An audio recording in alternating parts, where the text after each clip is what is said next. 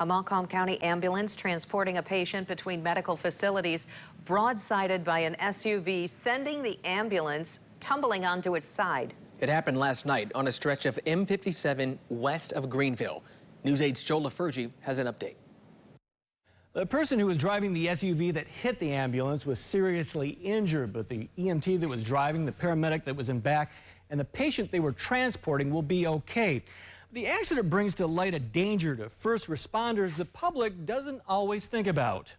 It's the thing we do the most frequently. It's the thing that has the most danger. And when something bad happens, it has the worst consequences.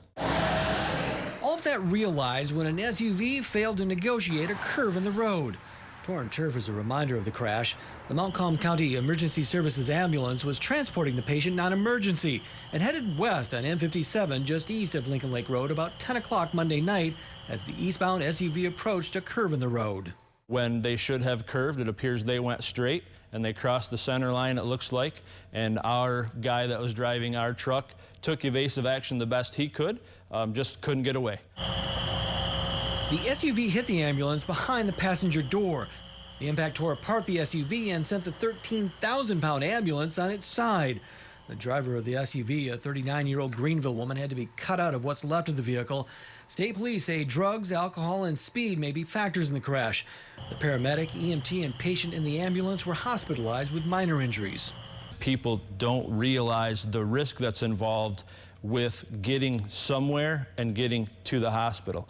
A study conducted by the National Highway Traffic Safety Administration lists 4,500 crashes involving ambulances between 1999 and 2011. 33 of those crashes were fatal. 2,600 people were injured.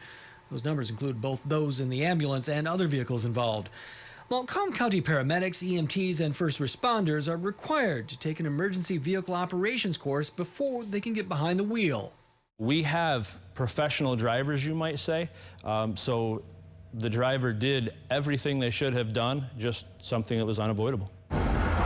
We typically travel nearly 750,000 miles a year with all of our ambulances and rescues combined. So the opportunity for something like this is incredibly high.